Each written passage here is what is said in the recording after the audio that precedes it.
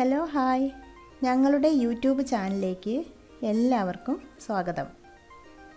ഞാനും എൻ്റെ ഫാമിലിയും നടത്തിയ ദുബായ് ട്രിപ്പിൻ്റെ വിശേഷങ്ങളും അവിടുത്തെ കാഴ്ചകളുമാണ് നമ്മൾ കാണാൻ പോകുന്നത്.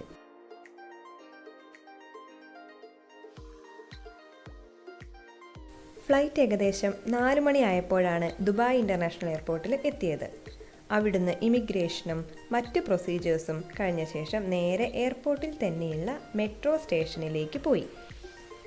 അവിടുന്ന് മെട്രോ കയറി ആദ്യം ഞങ്ങൾ ബുക്ക് ചെയ്ത അപ്പാർട്ട്മെൻറ്റിലേക്കാണ് പോയത്. അൽബാഷയിലായിരുന്നു ഞങ്ങളുടെ അപ്പാർട്ട്മെൻറ്റ്. ദുബായിലെത്തിയാൽ പബ്ലിക് ട്രാൻസ്പോർട്ട് വളരെ യൂസ്ഫുള്ളാണ്. മെട്രോ സ്റ്റേഷനിൽ തന്നെ നോൾ കാർഡ് എടുത്തു. അവിടുന്ന് തന്നെ റീചാർജും ചെയ്തു. ഈ കാർഡ് വെച്ച് നമുക്ക് പബ്ലിക് ട്രാൻസ്പോർട്ട് യൂസ് ചെയ്യാം. ഇതാണ് നേരത്തെ പറഞ്ഞ നോൾ കാർഡ്. ഓരോരുത്തർക്കും ഓരോ കാർഡ് വേണം. നമ്മൾ പബ്ലിക് ട്രാൻസ്പോർട്ടിൽ കയറുമ്പോഴും ഇറങ്ങുമ്പോഴും ഈ കാർഡ് പഞ്ച് ചെയ്താൽ മതി. ഞങ്ങളുടെ റൂമിൽ നിന്ന് നോക്കിയാൽ മെട്രോ ലൈനും താഴെ ഷെയ്ഖ് സയ്യിദ് റോഡും കാണാം. റോഡിനപ്പുറം ബുർജ് അൽ അറബിൻ്റെ മുകൾ ഭാഗവും കാണാം. ഫ്രഷ് ആയതിനു ശേഷം ഞങ്ങൾ പുറത്തിറങ്ങി. രാത്രിയായിരിക്കുന്നു. ദുബായ് മെറീനയിലൂടെ അല്പദൂരം നടക്കണം, പിന്നെ ഭക്ഷണം കഴിക്കണം. അത്രയും ചെയ്യാനുള്ള സമയമേ ഉള്ളൂ.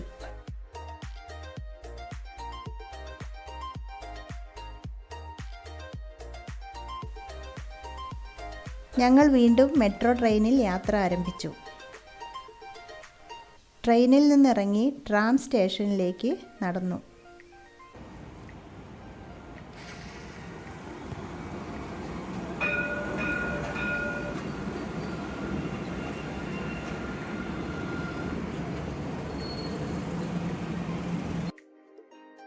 ട്രാമിൽ കയറി പുറത്തെ കാഴ്ചകൾ കണ്ട് യാത്ര തുടർന്നു.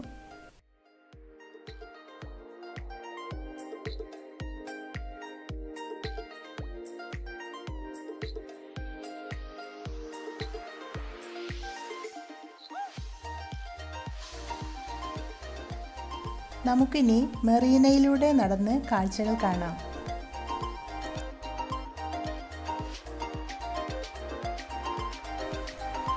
ദുബായ് മറീന ഒരു ആർട്ടിഫിഷ്യൽ കനാൽ സിറ്റിയാണ്. വേൾഡിലെ തന്നെ ലാർജസ്റ്റ് മാൻമെയ്ഡ് മറീനയാണിത്. ഒരുപാട് ആക്ടിവിറ്റീസ് ഇവിടെ നടക്കാറുണ്ട്. ഇവിടെ യാറ്റും ചെറിയ ബോട്ടുകളും കാണാം. കനാലിലൂടെ യാത്ര ചെയ്ത് രാത്രി കാഴ്ചകൾ ആസ്വദിക്കാം.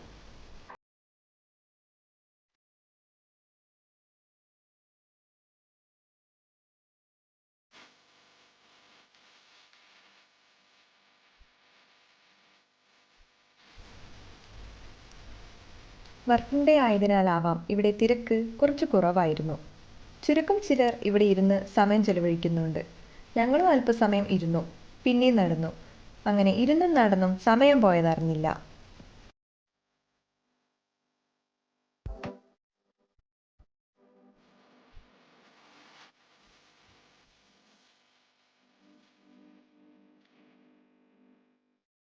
ദുബായിലെ ഞങ്ങളുടെ ആദ്യത്തെ ദിവസത്തെ കാഴ്ചകൾ ഇവിടെ അവസാനിക്കുകയാണ്.